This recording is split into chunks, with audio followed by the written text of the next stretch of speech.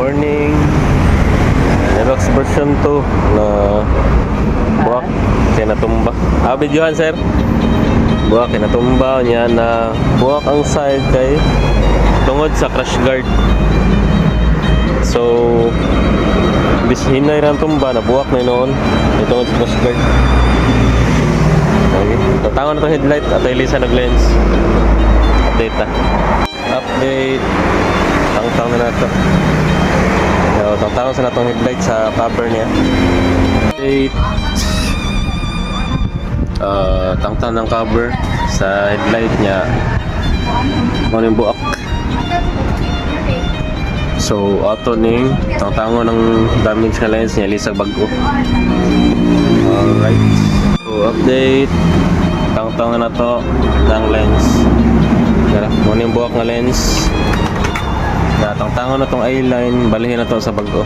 Tara ang bago. Okay, so kaning eyeline, tawad na to dire niya. Kani tawad headlight niya, tawad sa unit balik. Tara sir. Okay, ato sugdan tangtang. So eyeline tawad na sa bagong lens. Narang buwak na lens. Niya, tawad na to sa ring assembly. Alright, update na balik. Update. Tawad na tong lens. Dara. So, naka-seal na siya niya. Naka-clip na tanan kuan. Clip na ang tanan. Ang clip niya sa casing. Okay. Tawad na tong cover. Anong cover niya? Tawad na to niya. Tawad sa unit. Alright, update na balik. So, tawad na tong cover sa headlight assembly. Yeah, tawad na to sa unit. Tara sir.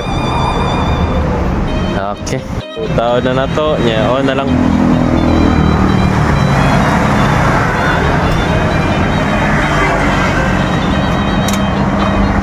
Pandara sir, para mo siga ang low. Okay, so na-low niya. I-high sir. Alright. Okay. So, bago ng lens. So, Aerox version to, ilisag lens. Maura to. Peace out.